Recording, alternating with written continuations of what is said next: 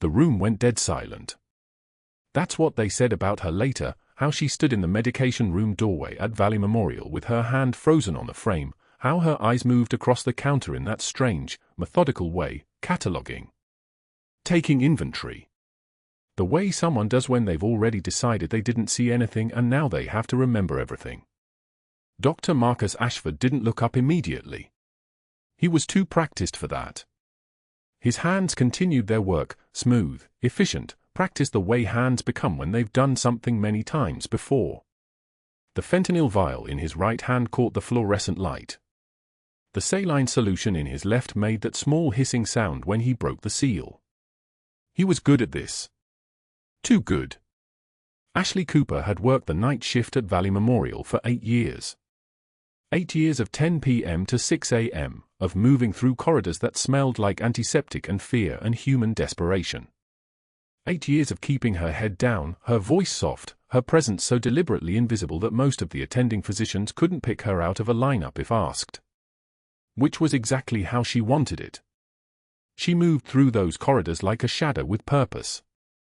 Her scrubs were faded teal, worn soft from 200 washings, and her name badge hung from a lanyard decorated with a single peeling Navy anchor sticker that had been there for 6 years. Her hands bore the kind of calluses that didn't match a nursing degree from Houston Community College. Her forearms carried scars that mapped stories nobody asked about, thin white lines that caught the light wrong, that belonged to someone who'd done things nurses weren't supposed to do. Who'd done them anyway? During medication rounds that night, she'd been moving through the 3rd floor with her cart, checking times and dosages, the routine so ingrained it required almost no conscious thought.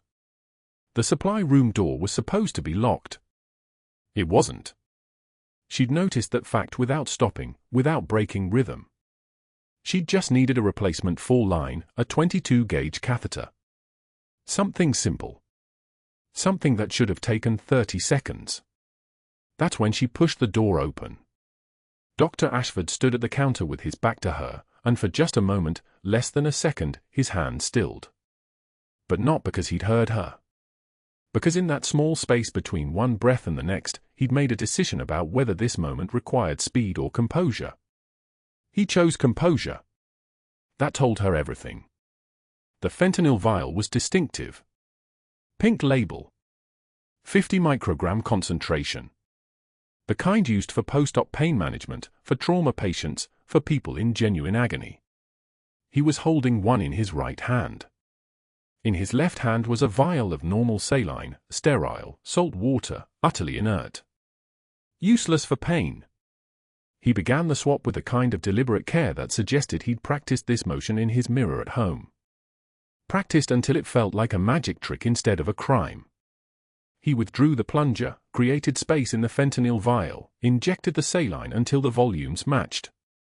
The hiss of air escaping, that small, betraying sound, hung in the room like an accusation. Ashley's hand remained on the doorframe. She didn't move forward. Didn't retreat. Didn't make the small sound of surprise that would have been normal, human, expected. Instead, she simply stood there and watched. And what she did while standing there was worse than any scream could have been. She catalogued. Her eyes moved across the counter, the arrangement of vials, the specific brands, the handwriting on the medication log. She counted the swap bottles in the nearby waste bin. 3. Possibly 4. She noted the time stamp on the clock above the sink, 2:31 a.m., and filed it away. She observed the way his hands trembled just slightly as he completed the substitution, which meant he knew what this looked like if someone watched. Which meant he'd already imagined this moment. Which meant he'd decided to do it anyway. All of this took approximately 4 seconds. That's when Dr. Ashford turned around. He was a man in his 50s with the kind of face that had probably been handsome before entitlement carved lines into it. Silverware expensive haircut. A watch that cost more than Ashley's monthly rent. Eyes that had learned to practice charm the way other people practice breathing. Those eyes locked directly onto hers now, and she watched the calculation happen behind them. He was measuring her. Assessing. Trying to read whether what she'd just witnessed had registered, and if it had registered, whether she understood what she'd seen, and if she understood, what she intended to do about it.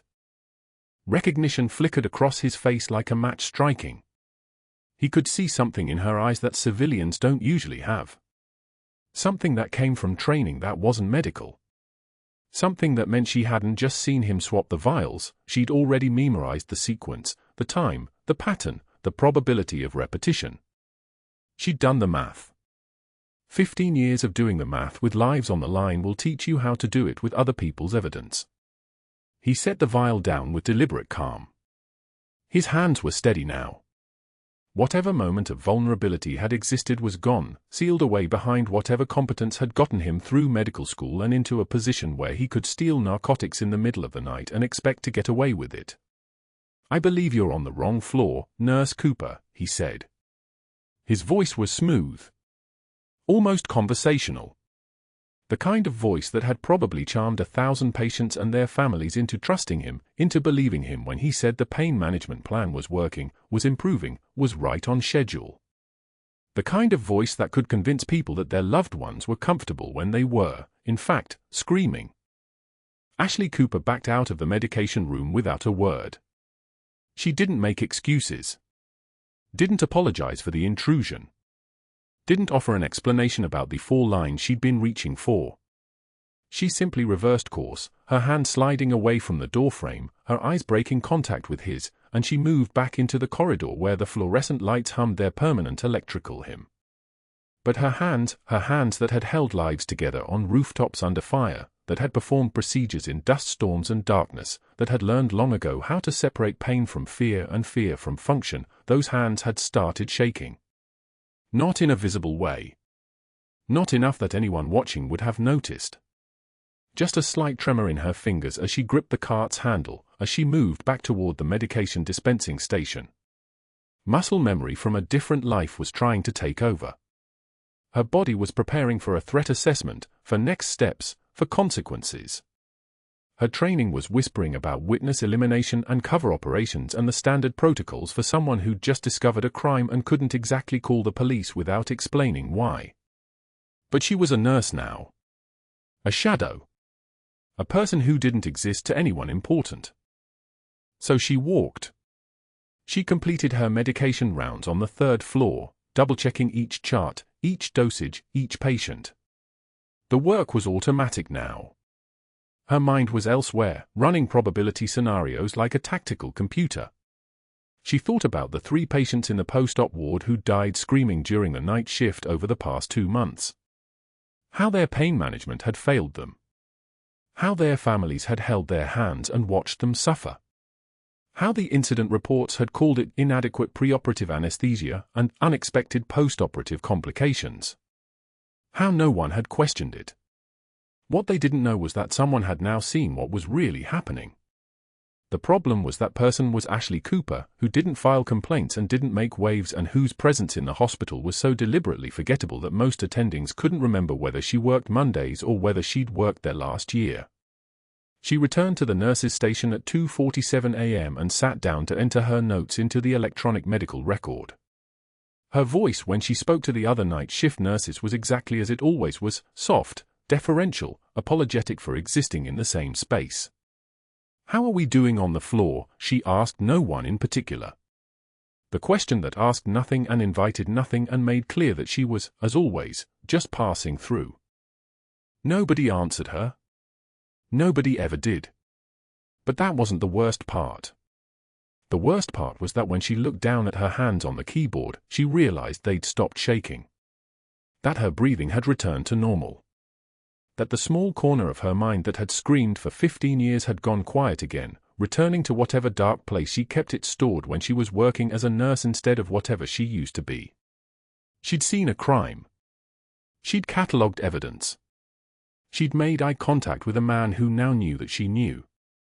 And her response, her real response, the one that came from training and muscle memory and the kind of certainty that only comes from having already survived much worse, was to simply continue working. To continue being invisible. To continue being nobody. It was 3:15 a.m. when she finished her charting. It was 4:47 a.m. when she completed her last patient assessment. It was 5:33 a.m. when she clocked out and walked toward the parking garage, her thermos with the peeling Navy anchor sticker in her hand, her trauma shears with their engraved callsign clipped to her belt loop where nobody ever noticed them. She had no idea that Dr. Ashford was standing at the window of his office on the 5th floor, watching her walk to her car. Had no idea that he was already making phone calls. Had no idea that the moment she'd turned her eyes away, she'd triggered something in him, not fear, not yet, but the beginning of a plan. He'd recognized something in her face. He just couldn't quite remember what. Grand round started at 0700 hours sharp. 15 residents crowded the nursing station, coffee cups steaming, eyes half closed from night shift bleed over. Dr. Ashford stood at the center like a conductor facing an orchestra, projection screen glowing behind him with chart notes enlarged to the size of posters. Ashley's handwriting filled the screen, her documentation from a trauma admission 3 weeks prior, every intervention logged with the precision of someone who understood that paper trails spoke louder than voices ever could. Here we see a fascinating example, Ashford began, his tone dripping theatrical concern like honey over broken glass, of dangerously outdated trauma protocols that have absolutely no place in modern medicine. Nurse Cooper has documented interventions that belong in a field hospital, perhaps in Baghdad or Kandahar, but certainly not at Valley Memorial. He turned to the residents with a smile that didn't reach his eyes. Notice the chest tube management, the aggressive fluid resuscitation parameters, the invasive monitoring decisions. These belong to the 1990s, not 2024. The residents exchanged glances. A few snickered. Someone whispered something to their neighbor. Ashford stepped closer to the screen, pointing at a specific notation. His voice shifted to mock sympathy, the kind of tone a parent might use when explaining disappointment to a child. Nurse Cooper, I'm genuinely curious. Did your nursing program cover evidence-based practice standards, or was it more of a hands-on correspondence course arrangement? He looked directly at her, eyebrows slightly raised in false concern. I only ask because some of these decisions suggest training from a different era entirely. More laughter. It spread through the group like a contagion, residents elbowing each other, one of them actually covering his mouth to hide a grin. The attending physician said nothing, maintaining professional neutrality while doing absolutely nothing to stop it. Ashley stood at the edge of the group, her hands at her sides. Her expression didn't change. Not a flicker across her face. Her eyes remained the color of cold steel, fixed on Ashford with the kind of stare that suggested she was cataloguing every micro-movement he made, every inflection in his voice, the precise angle of his stance. The trembling wasn't fear. It was restraint. Every muscle in her body locked down tight as a vault, keeping something dangerous very carefully contained. When the laughter faded, Ashley spoke. Her voice was quiet. It didn't crack or waver or carry a single note of hurt or defensiveness. It was the voice of someone stating facts. Your ex-wife told me at the pharmacy that you peaked in medical school, she said, each word deliberate and measured like someone placing stones in a deliberate pattern. I thought she was being cruel at the time. But I see now she was being generous. She turned and walked away before he could respond. Her footsteps were steady on the tile floor, 1, 2, 3, 4, the sound of someone who knew exactly where she was going and refused to be rushed. Behind her, Ashford's face transformed from surgeon's composure to something raw and flushed. Purple crept up his neck like poison spreading through water. His jaw clenched hard enough that a muscle twitched visibly in his cheek. The residents fell completely silent, the kind of silence that feels like all the air has been vacuumed from the room. He said nothing. But his eyes followed Ashley down the corridor, and something shifted in his expression, a calculation taking place behind his eyes, a decision being made. He wasn't a man who accepted humiliation. He was a man who documented it, catalogued it, and transformed it into strategic advantage. 2 days later, Ashley needed to hydrate. The break room coffee had been replaced with something the hospital's new vending service was billing as a premium blend, which apparently meant it tasted like burnt plastic filtered through regret. She'd learned to accept mediocrity in most things, but there was a vending machine on the second-floor landing that still stocked actual cold water for 60 cents. She keyed in the code, C7, and waited for the machine's mechanical whir. "Cooper, quick question." Ashford's voice came from behind her, and she knew immediately he'd been waiting. His timing was too precise. For witnesses suddenly appeared, 2 residents, 1 nursing student, a physical therapist she recognized from rounds. All of them positioned where they could hear every word. "That nursing degree of yours, was it from an accredited institution, or did you print it yourself? I'm genuinely asking. Wondering where someone gets trained to make those kinds of clinical decisions." He smiled while he spoke, the kind of smile a predator uses when it's confident about the outcome of the hunt. His voice carried false warmth, the tone of someone asking after an old friend's health while secretly hoping they'd say something incriminating. Ashley pulled the water bottle free and turned to face him. Her expression remained completely unchanged. She didn't defend herself. She didn't explain her credentials or her training or the decades of experience locked behind that flat, glacial stare. Instead, she said, "I'm sure the hospital board would be fascinated to hear about your concerns, Dr. Ashford. Should I schedule that conversation for you?" His smile froze, then hardened. The warmth drained out completely, leaving only the surgical smile, the one he probably gave to patients before he cut into them. He said nothing, just nodded slowly, then turned and walked away while the witnesses pretended to suddenly find the vending machine extremely interesting. That afternoon, between patient rooms on the 4th floor, Ashford cornered her in the corridor near the supply closet. He didn't raise his voice. That was the terrifying part. His voice stayed low, conversational, the kind of tone that suggested 2 colleagues discussing administrative details. But his eyes held something cold and calculating, the look of someone who'd decided on a course of action and wouldn't be deterred by minor obstacles. "You're making yourself a problem, Cooper," he said quietly. "You understand that, don't you? There are 3 other hospitals within 5 miles. Better pay. Less restrictive cultures. Might be a good time to explore opportunities elsewhere." He stepped slightly closer. "Because security can remove you before you embarrass yourself further. I suggest you find a different facility. Today would be preferable." It wasn't a suggestion. It wasn't even particularly veiled. It was a threat delivered with surgical precision, designed to be heard by the 2 nurses passing 50 feet away without being so direct that it could be documented or reported. It was the sound of institutional power flexing, of a man who understood exactly which levers controlled a hospital's machinery. Ashley met his eyes without flinching. Her voice came out steady and quiet, the kind of calm that suggested she'd already made her own calculations and found his threat wanting. "I suggest you stop stealing from dying patients," she said. The color drained from his face. For a fraction of a second, maybe less, something flickered behind his eyes. Fear, perhaps. Recognition that she wasn't as powerless as he'd assumed. Then the mask reset. His jaw tightened. His shoulders squared slightly, the way a boxer does when they realize they're up against someone actually dangerous. He said nothing in response. He simply nodded, once, very slowly, then turned and walked away down the corridor. Ashley stood motionless for another 30 seconds, then turned and continued her rounds. Her hands were steady when she checked vital signs. Her voice was normal when she spoke to patients. But her mind was already 3 moves ahead, the way a chess player's mind works when a game has just escalated from casual to serious. Ashford had moved from public humiliation to veiled threat. Which meant the next phase was already being planned. Which meant she needed to be ready.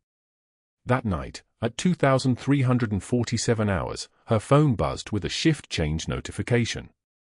The system flagged that Colonel James Hartley, Delta Force, had been admitted to Valley Memorial's post-operative wing with complications following thoracic surgery in San Antonio. The alert included his service record, Kandahar, 2009 through 2012. Charlie Company. The same unit her son had deployed with. Her hands went numb. She had to set the phone down on the break room table because suddenly holding it felt impossible. Her chest tightened in a way that had nothing to do with medical pathology and everything to do with the kind of grief that doesn't announce itself, just waits in the background like a patient predator until something triggers its return. Colonel Hartley. The officer who'd written her a letter by hand. The man who'd held her son when the IED blast took him, who'd stayed with him for those final minutes, who'd made sure he wasn't alone in the dust and heat and terror. She hadn't seen him in 3 years. She'd barely thought about him by choice, because thinking about him meant thinking about all of it, the folded flag, the purple hearts, the empty uniform that still hung in her husband's closet because she couldn't bring herself to donate it. She found his room at 0015 hours. Bed 7. Post-operative thoracic, 2 days out from surgery, transferred from San Antonio Regional on a medical transport. His chart documented the complication, fluid accumulation, possible infection, but his vitals were holding stable. Chest tube in place. Lines running. The machinery of modern medicine humming its mechanical rhythm around him while he slept the narcotic sleep of post-operative recovery. Ashley checked every connection 3 times. She adjusted his monitor alarm thresholds to maximum sensitivity. Any change in heart rate or oxygen saturation would trigger an alert immediately. She studied the chest tube placement, verifying the sutures, confirming the drainage chamber showed appropriate output, running through the mental checklist of things that could go catastrophically wrong in the hours ahead. At 0400 hours, Ashford appeared in the hallway. Arms crossed. Phone in his hand. She watched him from the nursing station as he made 3 calls in rapid succession, speaking quietly, his voice too low to hear the words but his body language screaming urgency and coordination. Then he approached the charge nurse, Diane Martinez, 17 years at Valley Memorial, excellent judgment, the kind of nurse who understood patient safety above all else, and made his request. "I need Ashley Cooper reassigned," he said, his voice carrying that same false concern he'd used during grand rounds. "I've got interpersonal concerns with her clinical decisions. Patient safety is compromised. She needs to work a different unit tonight." "She's our most experienced night RN for trauma cases," Diane countered, her voice carefully neutral but laced with skepticism. "Exactly," Ashford said. "Which is why I need her reassigned. I'm sure there's overflow pediatric work that could use her attention." It wasn't a question. Diane's face shifted, resignation settling in like she'd just realized she was fighting a battle she couldn't win against someone with institutional authority. She made the call. Ashley was reassigned to the pediatric overflow wing at 0415 hours. 4 floors away from Colonel Hartley. Out of immediate reach if something went wrong. Before she left, Ashley found the nurse taking over Hartley's care, a capable RN named James, but newer, less experienced with post-operative trauma complications. She pulled him aside and spoke with the kind of intensity that made him take immediate notice. "His chest tube is fragile," she said, each word weighted. "The placement looks solid, but I want you checking it every 30 minutes. If you see increased drainage, if the amount or color changes, if anything doesn't feel right, call me immediately. Anything. My personal cell. I don't care what time. Anything at all." James nodded, picking up on the urgency underneath her professional tone. "What am I watching for specifically?" "Infection," she said. "Post-operative complication. He's high risk. He needs active monitoring." She gave him her number and made him repeat it back. Then she went to Pediatrics Overflow and sat at a desk doing charting on patients she'd never met while her mind stayed 4 floors up, cataloging risk factors and potential complications, running through the mathematical probability that something would go wrong in the hours between now and dawn. The fluorescent lights above her head buzzed their eternal mechanical song, and Ashley sat motionless beneath them, waiting for the phone to ring, knowing it probably would. The Pediatrics Overflow desk hummed beneath her palms, not with life but with the steady drone of machines keeping the fluorescent-lit world spinning.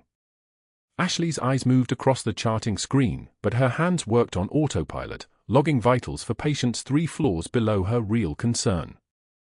The clock on the wall read 0127.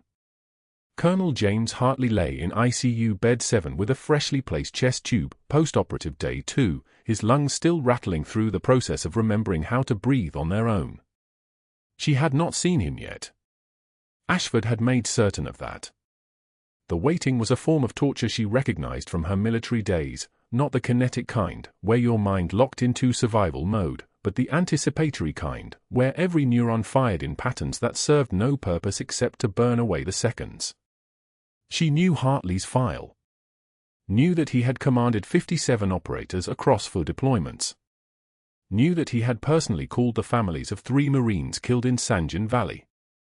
Knew that he had stood in Arlington National Cemetery in the rain exactly 3 years ago with her son's flag folded into a triangle, his hands rock-steady as he passed it to her during the funeral service.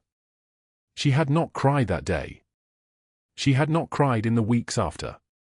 Senior chief petty officers, even those with new civilian identities, did not have the luxury of grief expressed in the traditional manner. But now Hartley was here. In her hospital.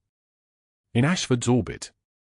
Which meant everything Ashley had compartmentalized, everything she had locked away with surgical precision behind 15 years of silence, was suddenly exposed to contamination by circumstance. The phone buzzed at 0145. Not a text.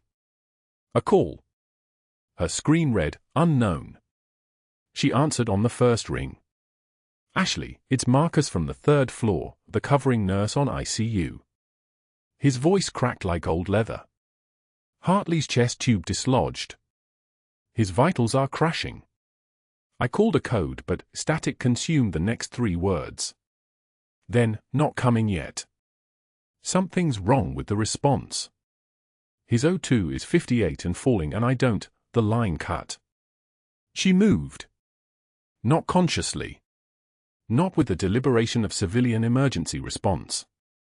Her legs were already carrying her toward the stairwell exit, her badge and phone and the small folding knife clipped to the inside of her left boot all moving in perfect synchronization with her body's muscle memory. Elevator was a luxury she did not have time for. For flights. Her feet barely touched the landings. The trauma shears with her call sign engraved along the blade, Valkyrie-Six, the designation that had belonged to another life in another century, bounced against her hip in their leather holster. She had worn them every shift for 3 years. Not as a memorial. As a reminder. The ICU doors swung open and the sound hit her first, the monitors shrieking their high-pitched protest, the ventilator cycling without rhythm, a nurse's voice somewhere between prayer and panic calling out numbers that no human body should tolerate. Hartley's lips had gone the color of old bruises. His chest was heaving in the irregular gasping pattern of a man whose oxygen was being rationed by a body in extremis. The pulse oximeter on his left index finger blinked 58%, then 54, then 51, the numbers falling like a digital countdown to irreversible damage.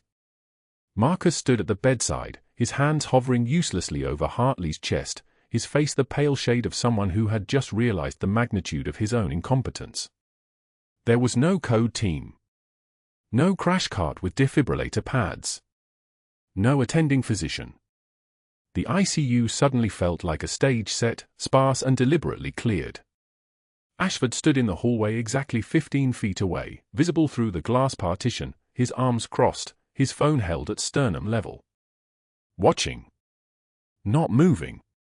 His eyes met hers across the intervening space and in that single moment Ashley understood he had made the calls. He had orchestrated the delay. He had calculated that the covering nurse would panic, that the code team would be redirected, that the attending physician would be tied up in another emergency, and that senior chief petty officer Ashley Cooper, the invisible trauma nurse who had stayed silent through every humiliation, every public mockery, every threat, would have no choice but to watch another man die because that was the position he had trapped her in. "Where's the team?" Ashley's voice emerged steady, low, the acoustic properties of someone who had issued commands in sandstorms. "They're coming," Ashford said from the hallway, his tone carrying the rehearsed patience of someone explaining something to a child. "Step away from the patient, Nurse Cooper. You're not assigned to this unit." Hartley's oxygen saturation was 47% now. The brain damage threshold was for minutes of hypoxemia. 3 minutes, 50 seconds remained before Senior Chief James Hartley, Delta Force, the man who had held her son's dying body in the streets of Kandahar, would be reduced to someone's vegetative tragedy. Ashley moved to her bag in the corner of the room, the go bag she maintained with the same discipline she had maintained during her operational years, and pulled out the folding combat knife. The kind issued to operators. The kind no civilian nurse carried. The blade was 4 inches, German steel, sharpened 6 days ago. She turned to Marcus, the covering nurse whose hands were still hovering uselessly over Hartley's ribs. "Document everything," she said. "Exact times. Exact drugs. Exact decisions. Write it down as it happens." Marcus's eyes went wide. His hand moved toward his pocket where he kept a pen. "If you touch that patient," Ashford had moved from the hallway toward the glass partition, his voice rising for the first time, the theatrical calm cracking. "That's outside your scope. You'll be terminated before you." Ashley was already prepping the intercostal space with a chlorhexidine pad. The skin between Hartley's 5th and 6th ribs. The left side. Her left hand found the anatomical landmarks, the inferior rib margin, the lateral mid-axillary line, with the certainty of someone who had done this procedure under actual fire, with actual explosions walking rounds across a Baghdad rooftop in 2009. The knife went through skin and fascia and intercostal muscle in one deliberate arc. No hesitation. No tremble. Just the mechanical precision of a body remembering what she had trained it never to forget. The blood came dark and immediate. She widened the opening, her right hand reaching into the thoracic cavity, feeling past the collapsed lung, finding the pericardial sac. The heart beneath was barely beating, 50 beats per minute now, dysrhythmic, the electrical and mechanical systems catastrophically failing. She positioned her palm against the posterior left ventricle and began manual massage. Compressions. Rhythmic, controlled, her entire upper body weight driving the compressions with the tempo of her own heartbeat. Count of 50. Count of 75. Count of 94. The monitors changed. The heart rate ticked upward. 80 beats per minute. Then 90. The oxygen saturation climbed from 48 to 51 to 64 to 78, the number crawling upward like dawn breaking over a desert horizon.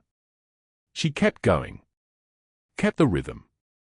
Kept her hand inside a man's chest cavity while the hospital's machinery gradually returned to its normal mechanical melody around her. At 180 seconds of manual cardiac massage, Hartley's rhythm converted. Sinus rhythm. The most beautiful word in the English language. The most beautiful pattern of electrical activity a heart could produce. She felt him seize, felt the return of muscular response, and began the controlled withdrawal of her hand, assessing for bleeding, locating the internal mammary artery, applying pressure, her eyes cataloging every anatomical detail while her hands moved on their own. The code team burst through the doors at exactly 4 minutes and 7 seconds. Their faces registered the scene in real-time sequence, the open thoracotomy, the nurse with blood on her forearm, the conscious antagonism written into Ashford's face where he stood in the doorway behind them, his phone already moving toward his ear. "What happened?" the attending demanded, his voice carrying the authority of someone accustomed to being the most important person in any room. "Chest tube dislodge, right main," Ashley said, her voice carrying the precision of a trauma report delivered to a medevac pilot in a dust-off. O2 dropped to 48%. Code response delayed. Manual cardiac massage initiated at 147 seconds of arrest. Sinus rhythm restored at 187 seconds. Patient viable. She stepped back from the bed. Her hands were no longer shaking because they had never been shaking. That was something Ashley had trained out of her nervous system 15 years ago. The only trembling that remained was the internal kind, the kind that couldn't show on flesh because it existed only in the architecture of memory. Ashford was already on his phone, his voice carrying that calm, deadly efficiency. "Yes, I witnessed a serious protocol violation. No, the nurse involved is not assigned to this unit. Yes, I'm willing to file a formal complaint. No, I don't believe her actions were medically justified." He paused, listening. Then, she performed what I believe was a field thoracotomy. With a knife. Yes, a knife. Another pause. "I'm prepared to document the incident in writing and forward my concerns to administration immediately." Ashley looked at Hartley's face, at his eyes still slightly unfocused from the medication but alive, still present in his body, still breathing air from his own lungs instead of from a ventilator that had belonged to another era of his life. The attending physician was staring at Ashley with an expression that existed somewhere between awe and horror. "You performed an open cardiac massage?" "In the ICU. Thumper would have taken 5 more minutes to arrive," Ashley said. "He didn't have 5 minutes." The words were simple. The procedure was elegant. The consequences were not yet calculated but were already in motion behind Ashford's eyes as he continued his conversation in the hallway, his voice like a knife finding spaces between bone. Marcus, the covering nurse, was still writing. His pen moved across the paper with the desperation of someone documenting their own salvation. Every timestamp. Every number. Every single word that had passed between them. Hartley's oxygen saturation settled at 87%. Then 91. The monitors began their normal rhythm, the landscape of cardiac function normalizing around them like wounded land healing beneath rain. Ashley stepped away from the bed, her hands still steady, her breath still controlled, her entire body wrapped in the terrible clarity that comes when you have just saved someone's life and in doing so have destroyed your own career with a single medical intervention that no civilian nurse was trained to perform. But she had not trembled. She had not hesitated. And as she walked past Ashford in the hallway, his phone still pressed to his ear, his face already calculating his next move, she said quietly, "Petty Officer Hartley's going to live. I'd suggest you get comfortable with that fact and walk toward the nurse's station without waiting for his response." The real nightmare, she understood now, was not beginning. It had already begun exactly 4 minutes and 7 seconds ago, when she made the choice that separated her visible life from her invisible one forever. The monitor flatlined at 01 for 7 hours. One moment the oxygen saturation read 84%, steady and climbing. The next moment, nothing. Ashley was 3 floors away, finishing a supply inventory in the medication room when the alarm screamed through the intercom. Not a routine alert. A code. The kind of code that made nurses move like their bones were springs. She didn't hesitate. She never hesitated. The trauma shears clipped to her scrubs, engraved along the handle with the callsign Valkyrie-Six in letters only she had ever understood, caught the fluorescent light as she pivoted and ran toward the ICU stairwell instead of the elevator. Stairs were faster. Stairs meant no waiting for doors to open and close like a patient's final breath. She was already moving when the radio crackled, bed 7, chest tube dislodged, desatting rapidly, code team ETA 8 minutes. 8 minutes. That number hung in the air like a blade suspended above a throat. Hartley's oxygen would be critical in 4 minutes. Cardiac arrest in 5. The math was brutal and simple, the kind of math she'd learned on a Baghdad rooftop in 2009 when a Marine Lance Corporal took shrapnel through the ribs and the nearest surgical facility was 90 kilometers away. That Marine had lived because Ashley's hands had moved faster than her brain could process fear. The muscle memory had never left. It lived in her shoulders, her wrists, her fingers, a ghost of competence that no civilian job could erase. The ICU corridor opened before her like a throat. Nurses clustered around bed 7, one of them compressions with mechanical precision, another running an ambu bag over the patient's slack face. And there was Hartley. Colonel James Hartley. The man who had held her son's body when the IED took him in Kandahar. The man who had sent her the flag from her son's memorial service 3 years ago, wrapped in a letter that said nothing except his signature and the date. The same date the trembling stopped being a thing she could control and became instead the price of staying alive. The oxygen saturation read 38%. The monitor showed nothing but a flat line, green and accusatory. No heartbeat. No pulse. The covering nurse, a float pool RN who didn't know Hartley and would never know why this patient mattered, was going through the motions like a swimmer in tar, competent but slow, the way people moved when they didn't understand the urgency. Ashley didn't waste words. She grabbed the lead nurse by the shoulder, eyes hard as flint. "Stop compressions. Now." It wasn't a request. It was a command delivered with the authority of someone who had already survived worse than this room could offer. That was when she saw him. Ashford. Standing in the doorway with his arms crossed and his phone in his hand, watching the code unfold like a man watching a play he'd already paid for. His face was serene, empty of any concern for the patient, full instead of something uglier, the cold calculation of a man who had made calls and ensured that help would arrive too late. The code team was supposed to be 8 minutes out. Ashley understood in a single heartbeat that 8 minutes had become deliberate. That Ashford had called the attending and asked for a slower response.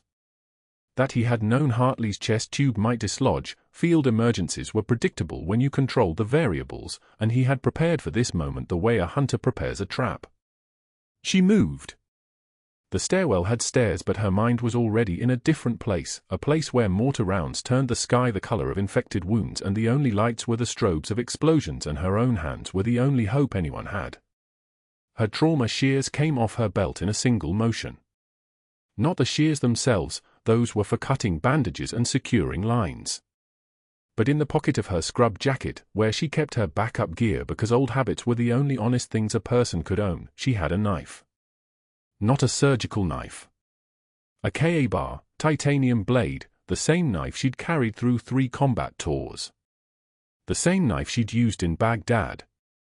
The same knife that had no place in an American hospital but had saved lives in exactly this situation when the infrastructure of civilization wasn't available and all that remained was the oldest kind of medicine, your hands, your will, and steel sharp enough to cut through ribs. The blade moved like it was following a map printed into her hands. Skin. Fascia. Intercostal muscle. The second intercostal space, midclavicular line, the same anatomy she'd learned not in a textbook but in the field, with instructors whose names were classified and whose deaths had been retroactively deleted from records. The knife opened Hartley's chest with a precision that should have been impossible in a hospital setting, should have been impossible for anyone, but Ashley wasn't anyone. Her hands moved on their own, guided by muscle memory older than her civilian identity. The hiss of air escaping the pleural space. The release of pressure. Hartley's oxygen saturation began climbing immediately, 40%, 55%, 68%, because now his collapsed lung could expand, now his blood could find its way back to his brain. The covering nurse made a sound like she was drowning. "What are you?" But Ashley was already past words. She didn't have time to explain or justify or perform the role of a person who followed protocols written by people who had never held a soldier's heart in their hands and felt it beat against their palms. Her fingers found the pericardium. The sac was intact, but the pressure around it suggested bleeding, blood that had nowhere to go, pressure that was squeezing the heart like a fist closing around a bird.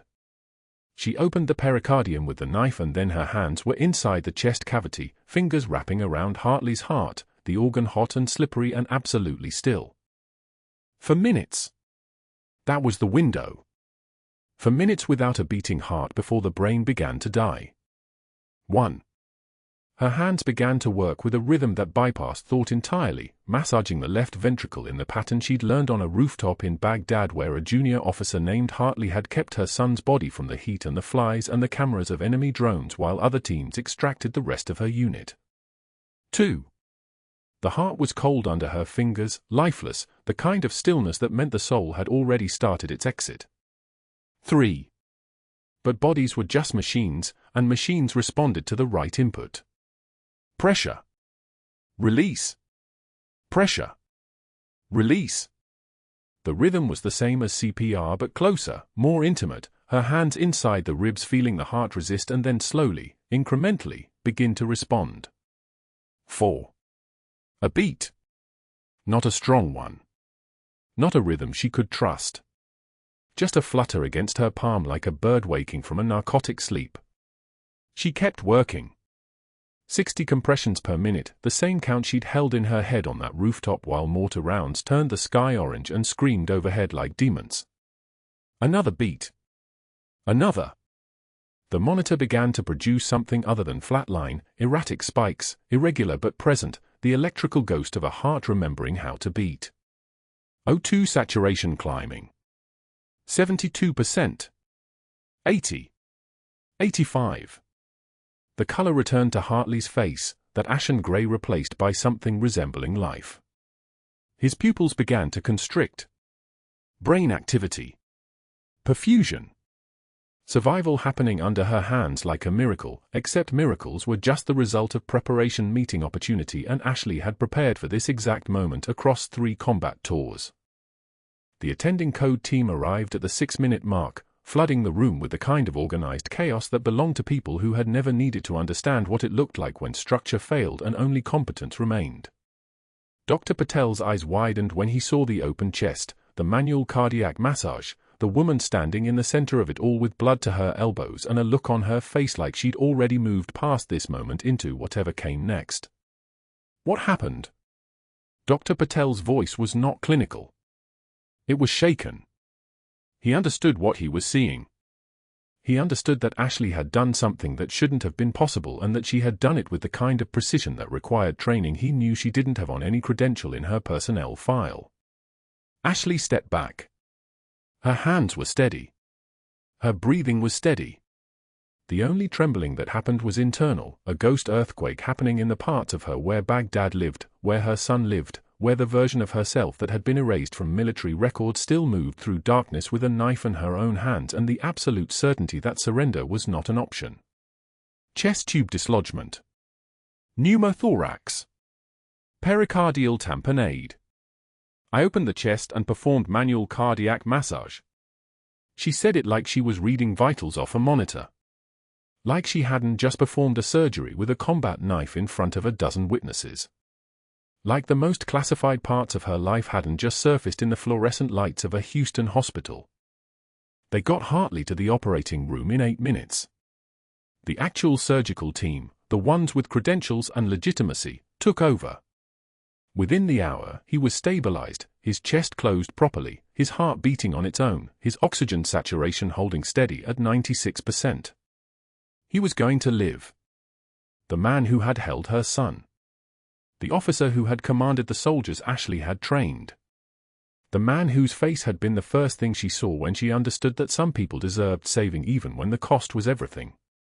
Ashley stood alone in the procedure room as the cleanup crew moved past her. The blood was being wiped from the floor.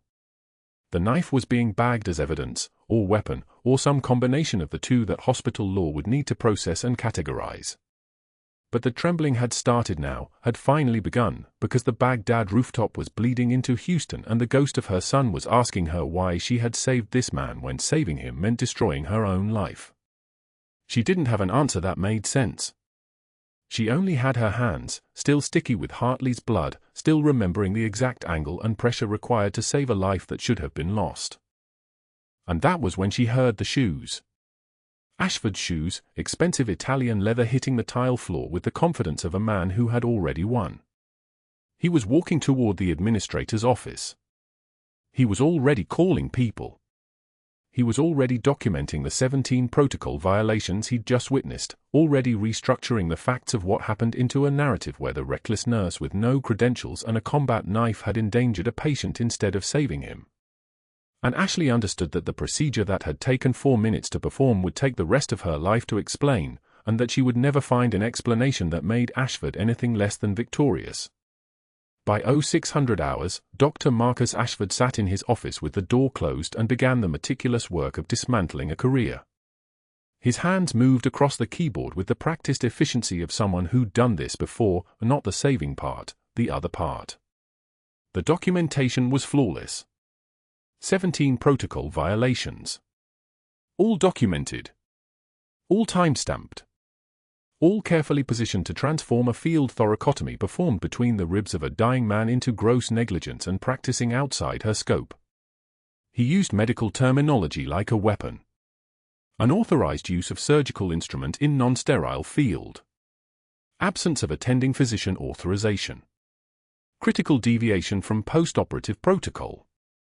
Each line was technically true and entirely misleading, the way a sniper's bullet is technically accurate even as it kills the wrong target. His phone calls came next. Administrator first. Voice steady, concerned, the cadence of a man protecting patient safety. I need to report an incident. A staff member performed an emergency procedure without authorization. I documented everything. I'm concerned about liability. The administrator listened. Ashford had seniority, credentials, a spotless record, as far as anyone could prove. The board members called next. Same message. Same worried tone. Same implication, this nurse is dangerous and I'm the hero for catching it. By 06:30, he'd reset the entire narrative. By 06:45, his allies were moving. The shift schedule restructure took 30 minutes. Ashley's night shift crew, the ones who'd covered for her, brought her coffee without being asked, defended her during Ashford's public performances, was scattered across 3 different weeks. Her evening overlap with Dr. Patel, the only attending who would have vouched for her medical judgment, was terminated. Patel was reassigned to the pediatric campus across town, 23 minutes away, effectively neutralized. Human Resources received a call from a board member who wanted to ensure we have proper documentation of Ashley's employment file. No explicit threat. Just administrative momentum.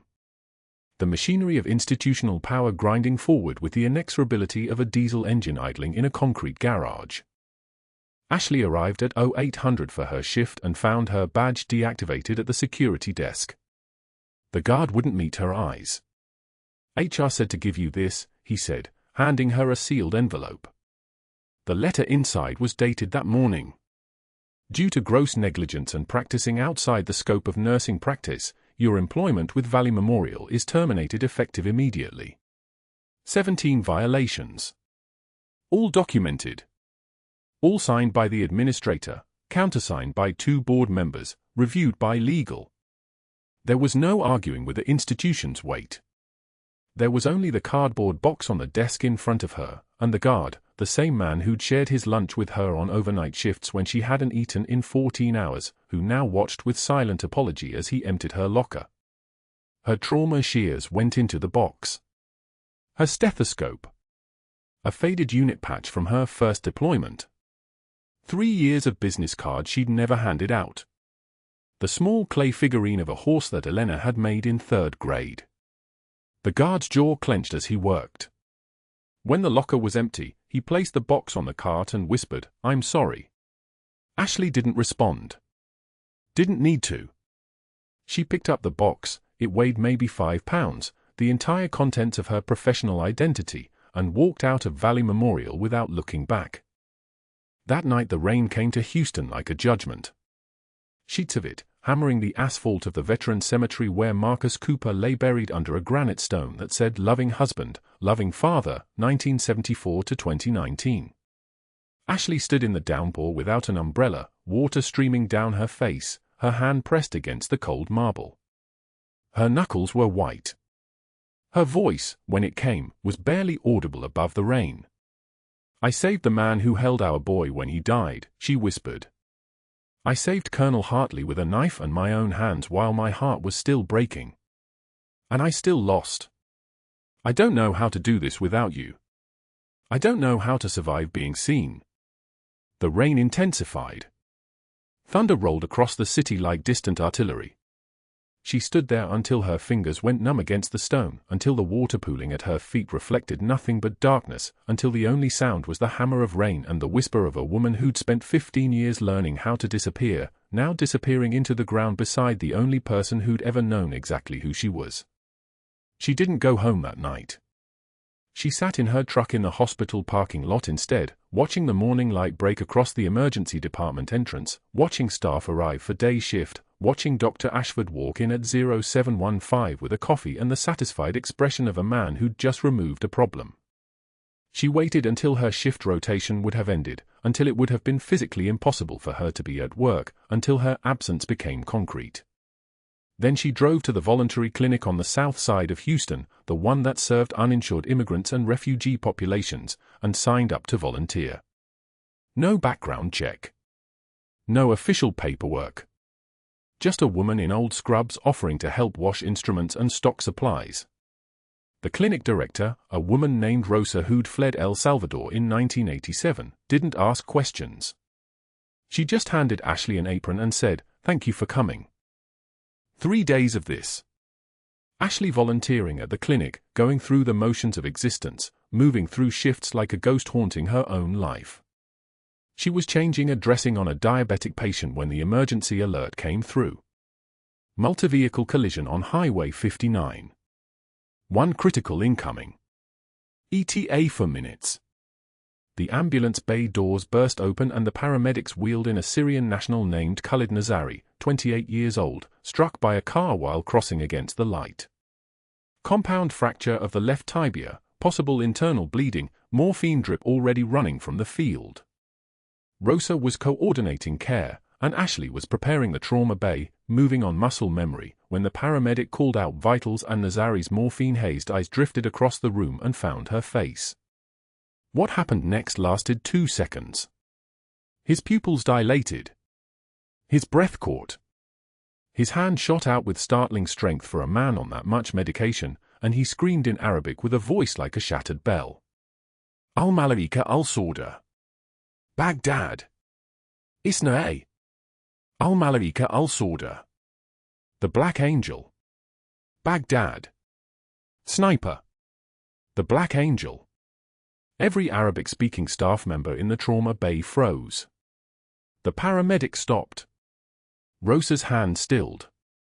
The machine of urgent care ground to a halt because Khalid Nazari was still screaming, his eyes locked on Ashley's face, tears streaming down his morphine-clouded features. You saved us. You saved my unit. Al-Malaika al-Sauda. The Black Angel saved us.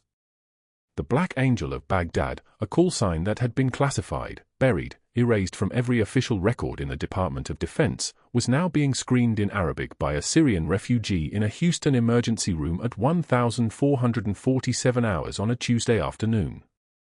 Ashley's face remained completely still. Her hands didn't shake. Her voice didn't crack. She simply looked at Nazari, then at Rosa, then at the monitors, and said, "Get an orthopedic consult. He needs surgery within the next 3 hours or infection risk becomes critical. I'll prep pre-op." She turned and walked out of the trauma bay before anyone could see what happened in the space where her military composure met the first person outside her family who'd ever spoken her true name aloud. Her phone rang as she reached the hallway. Unknown number. She answered. Senior Chief Petty Officer Ashley Cooper. The voice was female, military clipped, instantly recognizable as someone who'd spent the last decade in a combat theater. "This is Major Elena Cooper, Army Intelligence. I'm your daughter. And I'm 7 minutes away from that clinic with your declassified file. Don't go anywhere." The hallway walls seemed to shift. Ashley's hand found the counter to steady herself, not from fear, not from shock, but from the simple vertigo of standing at the exact moment when 15 years of careful invisibility collapsed into one afternoon. She pressed her palm flat against the cool plastic, feeling the texture of it, grounding herself, and waited for her daughter to arrive and for the universe to finally answer whether she could survive being found. And that was the moment everything changed. That was the moment the quiet nurse stopped being invisible. That was the moment the Black Angel of Baghdad stepped back into the light. Thanks for watching. If you found Ashley's story as powerful as we did, please hit that subscribe button and the like icon below. Share this with someone who understands what it means to serve silently. And drop a comment, what would you have done if you'd been standing in that trauma bay when Khalid Nazari spoke her true name? We'll be right here, and we'll be reading every single response.